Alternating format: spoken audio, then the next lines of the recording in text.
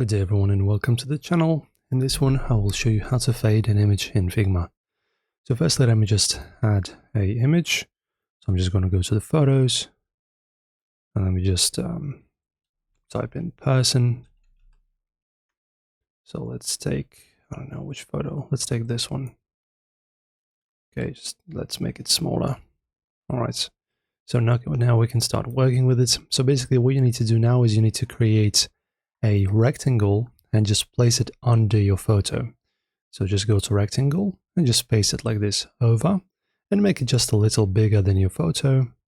Alright, so just paste it over like that and then click on it and move to back like that. So it's pretty much on the back of our photo. Okay, so you have the photo on the top and behind it at the background, and as a background you have your rectangle.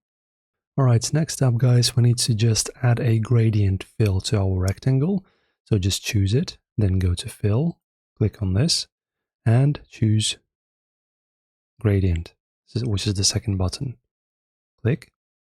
And guys, now by using this slider you can adjust where you want your fade to begin or end, as you can see. So I will just choose it to start at the bottom, at the center for example. You can choose another one as well, which is the darker side. So just click on it. And as you can see, you can adjust this side as well. I'm just going to leave it like this and let us now continue. Also, you can use this slider right over here. You can move it like this. And for example, connect them like that.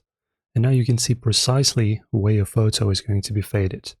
Right, so in my case, the top part is going to be almost as usual, but as we go down onto our photo, I will have a fade.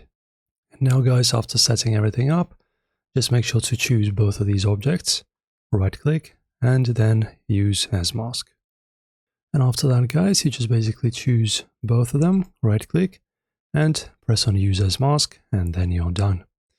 Enjoy my friends, hopefully this helped you out. If it did, don't forget to like and subscribe to our channel.